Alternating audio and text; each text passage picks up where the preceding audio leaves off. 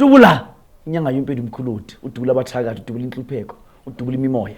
Busuku nemini iyagqilaza lento, ngigqilaza abantu each and every day, ngigqilaza abantu of which bahlukumeza abantu. Angithandwa ke mina abathakathi, futhi umthatha afuna ukungibona. Kusuka la ngihlala khona nasekhaya nakwagogo wami la ngisuka khona nakwakhokho wami angifuna abathakathi ngoba wherever la ngihamba khona ngishintsha impilo zabantu. Ngishintshe impilo zabantu ngisasemakhaya eLimpopo, ngashintsha impilo zabantu sengisegoli, ngishintsha impilo zabantu manje masababusini. La ngihlala khona impilo yashintsha zabantu. Ngishintsha every day. Manje nawe namhlanje ushintsha impilo yakho. Ngizoshintsha impilo yakho Cape Town, Durban, UK, Mozambique, Lesotho, Swaziland, Burkina Faso, Qatar, Saudi Arabia noma Israel. Ngizeli la ushintsha impilo yakho because of Inyanga mina international. Abantu bangazi ngapha nangapha, ngibabazwa ngapha nangapha ngenxa yomuthi enginawo. Uma ngivela imoto ezinye zihamba ziyama ngala ngihlala ngakhona ngoba kusuke kuvela umuntu ongafani nabanye abantu. Angisho ukuthi ngithembe, sengiyakutshela nje ukuthi uma umuntu ongazi ukuthi ngubani. Angithi abanye abantu they say uma uvele ku YouTube ubhaya ubuso abantu uthi ngithembeni. Mina ngiyaziwa. Umuntu enguphathayo uTT wangempela, hayi uTT wokudlala. Uma ufuna ukuba right, inyanga lekumele uyibone. Uma ufuna ukuphila, inyanga lekumele uyibone. Wongibuza kabangaziyo bazokutshela. Ngiyingozi. Angento okudlalelwa. Uma uhlangene nami usuhlangene noNkulunkulu omnqana semhlabeni. Lalela ke mntaka baba. Lana ngiphethe Vulindlela Indian Isiwasho. Vulindlela Indian Isiwasho umuthi of which wena umuntu osemakhaya amakhambi lana angaphandle eIndia. La makhambi lawa siwamixa namakhambi alana eNingizimu Afrika. Masiceda ukwamixa la makhambi lawa kube kuyikuthi kuphuma kena iVulindlela Indian Isiwasho. Lesiwasho lesi mntwana ethongo, mntwana ekhehla, mntwana amadlozi, mntwana omzunsundu, mntwana umuntu omnyama. Asiza umuntu ofishena uthi indlela zami zimnyama. Angibone indlela yami uthi yangapi. Angibone impilo yami uthi yangapi. Lana kuyathatha ke iVulindlela Indian Isiwasho. Ugeza ngalesiwasho lesi. Uqele kokho komkhulu indlela zakho azikhanya zivuleke. Then kuyoba njalo.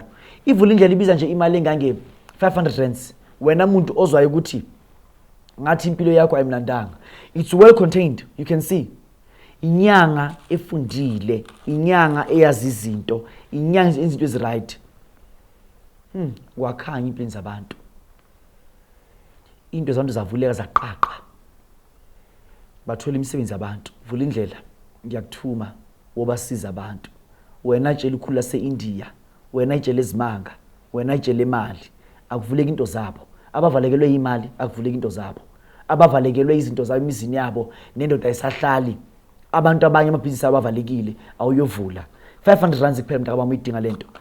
Ungafaka iorder lakho kuyimanje noma uzwenda ngokwakho. Then ngigijime ngize kuGemli Perfume Power 1. Gemli Perfume Power 1 ibiza nje imali engange 1.5. iGemli Perfume Power 1 mntaka baba ngifuna uzwe kahle. Uma uyiuser ngizwe kahle. iVulindlela Indian Isiwasho uyiza nje 3 times in a week ugeza ngayo.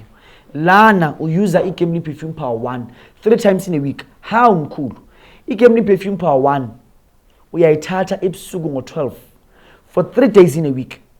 Ebusuku 12 o'clock. Ulighta ibane eziyellow. I repeat again, not red. Yellow candles. Umuntu ulighta ibane eziyellow. Uzifaka ama 5 rand ngaphansi lezi ibane lezi. Umuqeda uthatha nje idrop. Idrop. You can see uthi kanjani le. Uthi kanje emanzini acleana ngenalutho. Then emva kwalokho uyageza. Ugeza ngalamanzi la. Uthele nje drop, one drop. Ugeza ulokusukuma ulokuqela imali, ulokuqela ukuphakama, ulokuqela umnotho, ulokuqela ukuphakama, ulokuqela umnotho, uqela ubutyebi, uqela ukwina kuma gambling wakho. Ayina ndaba uthi ubhejani lento.